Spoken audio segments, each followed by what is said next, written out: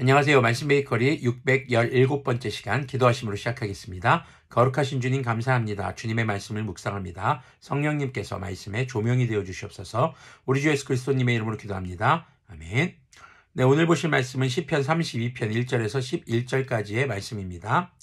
복되어라 거역한 죄 용서받고 허물을 받은 그 사람, 주님께서 죄 없는 자로 여겨주시는 그 사람, 마음에 속임수가 없는 그 사람, 그는 복되고 복되다. 자, 주님께 용서받은 자, 바로 회개한 자가 복되다라는 것을 굉장히 기쁨의 언어로 표현하고 있는 것입니다. 3절을 계속 보면요. 내가 입을 다물고 죄를 고백하지 않았을 때에는 온종일 끊임없는 신음으로 내 뼈가 녹아내렸습니다.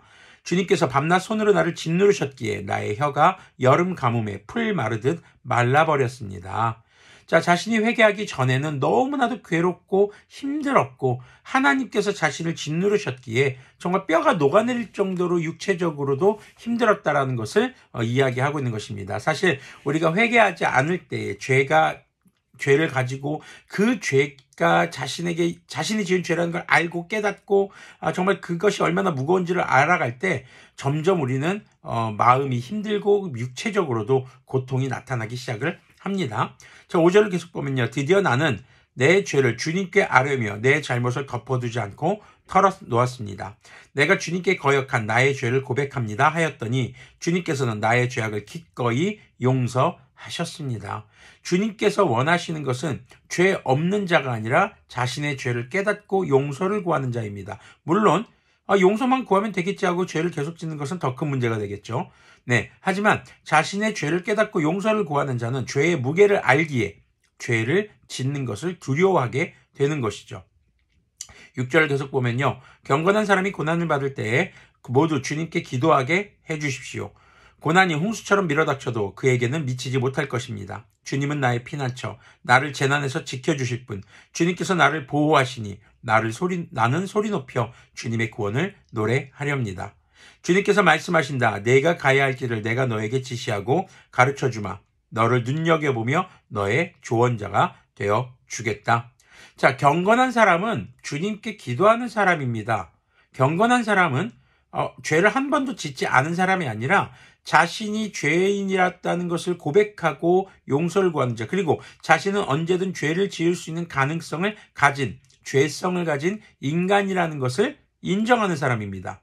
자, 그럴 때에 우리는 주님 앞에 겸손하게 우리가 주님의 인도하심을 구할 수 있게 되는 것이죠. 주님께서 피난처, 나를 지켜주시는 분이시라는 것이 내가 원치 않는 상황에서 나를 지켜주시는 분, 어떻게 보면 그렇게 맞을 수 있겠죠. 그러나 내가 원하는 것을 이루어주는 램프의 진이 같은 주님으로 생각하는 것은 아닙니다. 바로 내가 죄를 짓지 않고 주님의 뜻을 따라 주님께서 나의 삶에 가장 선한 길로 이끄시는 분이라는 것을 믿는 믿음을 전제로 하는 고백입니다.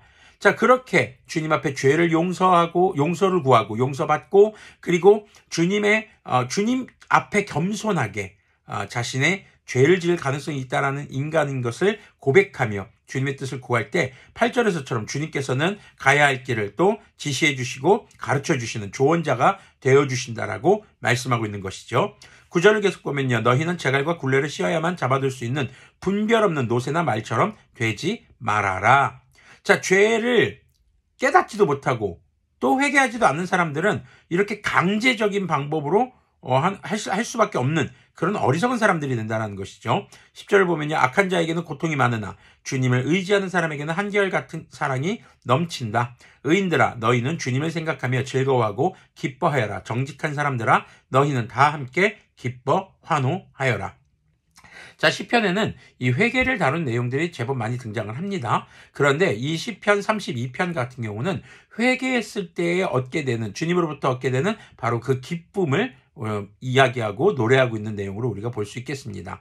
자, 전체적인 맥락을 살펴보면요. 첫 번째는 모든 사람이 죄인이라는 것을 우리는 생각해 볼 수 있어야 합니다. 죄인이라는 것은 용서받을 길이 없다 이것이 아닙니다.